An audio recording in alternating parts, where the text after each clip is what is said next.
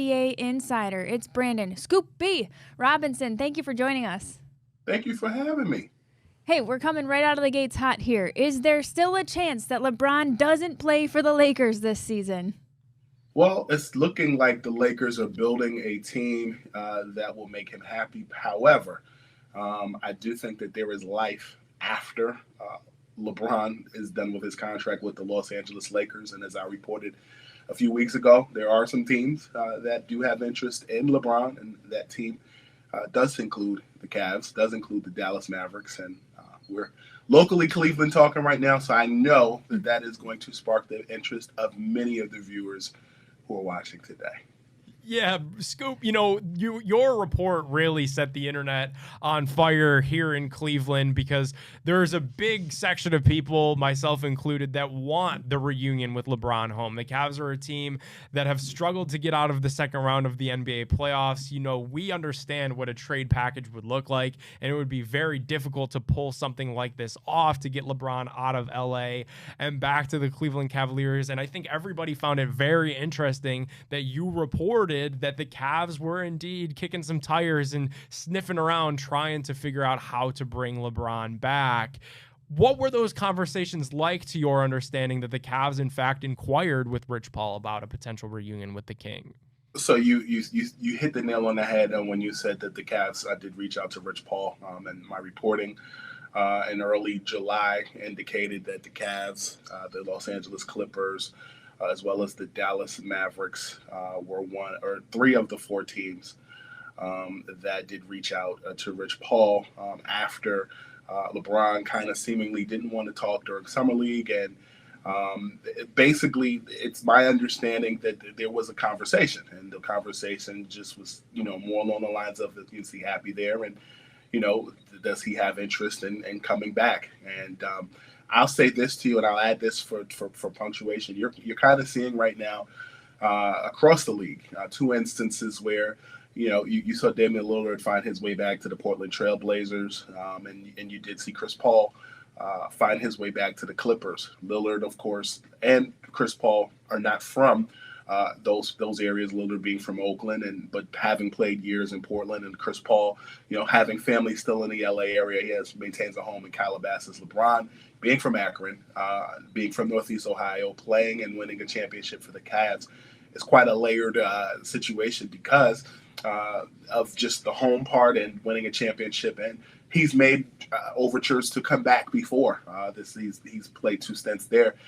In answer to your question, I do think because of those two instances with Lillard and with Chris Paul, you do see kind of an ending. So certain people find their way back to their cities. You've even seen that with Allen Iverson in the past. I think it would be a great storybook ending for LeBron. But what I will say is, since that conversation that was had, it was relayed to me that just because LeBron makes so much money and there's so many pieces that would have to move in order to make that happen, it would be more likely that LeBron's homecoming to Cleveland, if it were to happen, could after his contract is seemingly up with the Los Angeles Lakers. And there will be other teams that are out there that could find their way. I'll make this mention as well. I said this in my reporting and over at scoopy.com in the blog section.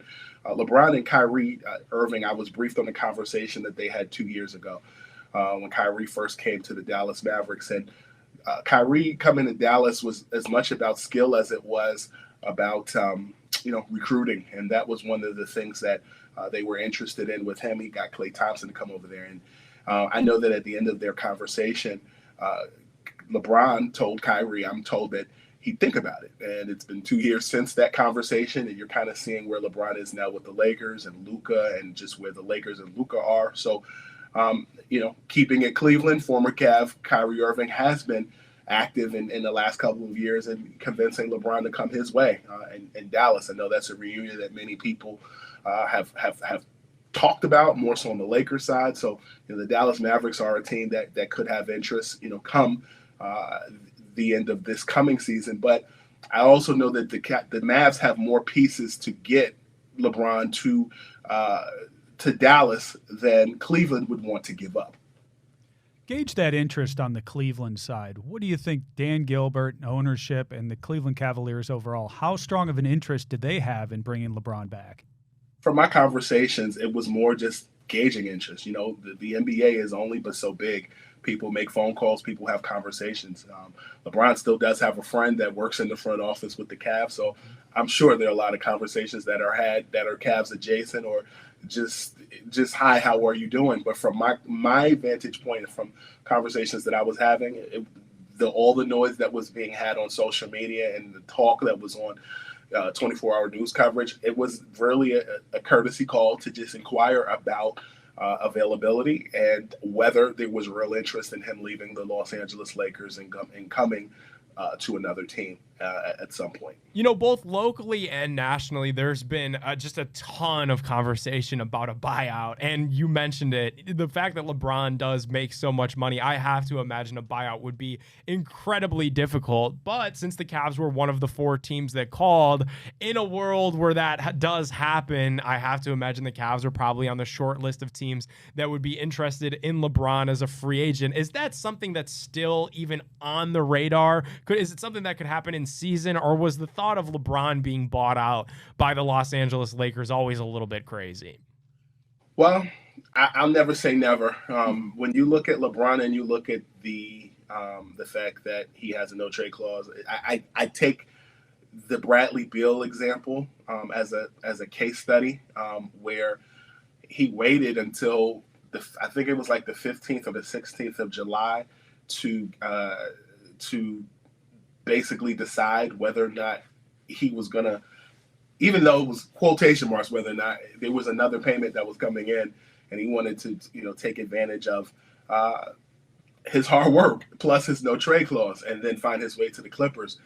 I think Bradley Beal's situation with the Phoenix Suns and LeBron's situation with the Los Angeles Lakers is vastly different, however, but using the Bradley Beal situation as a case study, it's a matter of how much money you'd leave on the table, one. And two, I think it's a matter of the fact that LeBron has laid so many roots in Los Angeles. I remember in 2018 when I was reporting, this was after the finals, and I reported that LeBron was having a meeting with the Cavs, and there was just all this stuff. I remember even trailing his plane.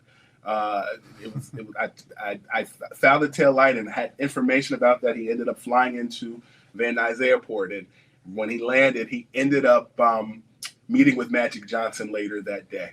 And I know that a lot of times people will say, well, LeBron won't do this, LeBron won't do that. I think anything LeBron does is pretty much, it's obvious, but I think people overthink a lot.